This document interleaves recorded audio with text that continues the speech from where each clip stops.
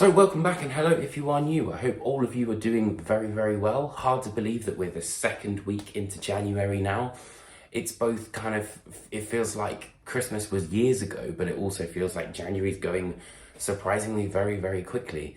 For those of you who may not know me, I am Tristan and this is the Metal Tris YouTube channel. And today I'm going to be talking about Fit For An Autopsy's brand new album, Oh What The Future Holds. I'll be detailing the good, the bad, and what I find quite interesting with a conclusion at the end. So without further ado, let's dive in. Oh, what the future holds!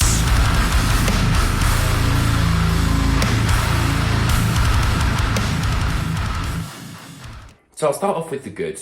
Oh What The Future Holds definitely sees Fit For An Autopsy carry on that sense of experimental songwriting and kind of push it even further. I think there are great examples in the form of Collateral Damage and the ending track, which is The Man That I Was Not, which I think could well be their most sort of like progressive song to date, and is a very sort of fitting cinematic end to the album.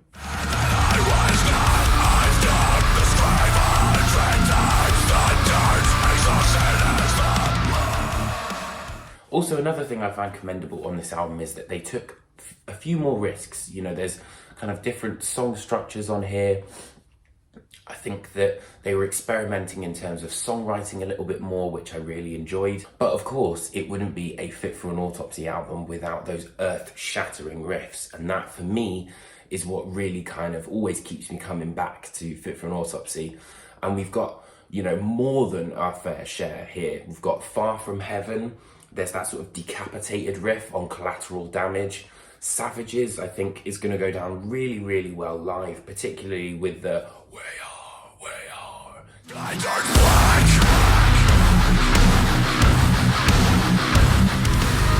Bow to your master. All savages. But most importantly, I think that Fit For An Autopsy really concentrated on their choruses for this album. You know, you've got tracks like Pandora and Far From Heaven, whose choruses are really, really quite massive. And, you know, full disclosure, I took quite a while to really kind of get my teeth into this album, and it wasn't anywhere near as immediate for me as The Sea of Tragic Beasts was. But the more that I've listened to it, the more that it has kind of grown on me, I guess. Now, I'll look at some of the not so positive aspects of the album, which for me is, and I know Will Putney will kill me for this, but the production, it's just not necessarily my kind of production. It's not that it's bad, I just kind of, I don't know why, but I feel like the guitar lines sound a bit sort of, a bit puffy, if that makes sense. It's normally kind of like not really a problem if I've not listened to anything else before I put the album on. But, you know, I find it difficult to go from something else to this kind of production, which did kind of like halt some of the more impactful sections for me personally. And I also do think where there are some really brilliant riffs, at times it could be a little bit messy in kind of getting there, and I would kind of feel myself sort of being lost a little bit. But that, to be honest, is only a small blemish on what is largely a very, very good record. I also thought, and again, this is all just personal preference, that there was a bit less groove on this album and it was more of a kind of bounce, you know, like, which would be great live.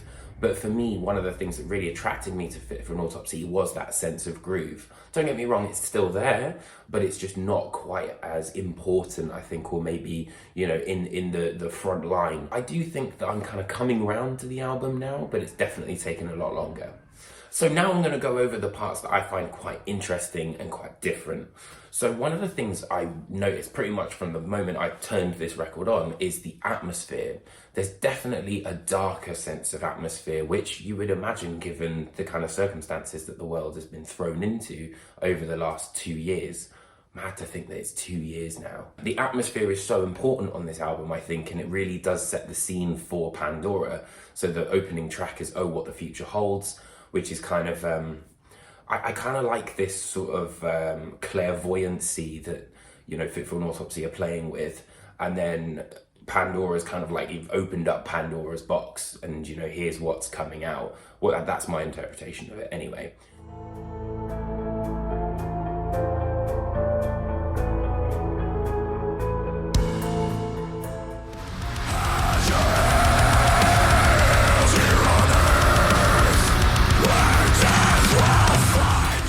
I also think that they should be commended for using cleans. You know, there's a lot more use of cleans than there was on Sea of Tragic Beasts here.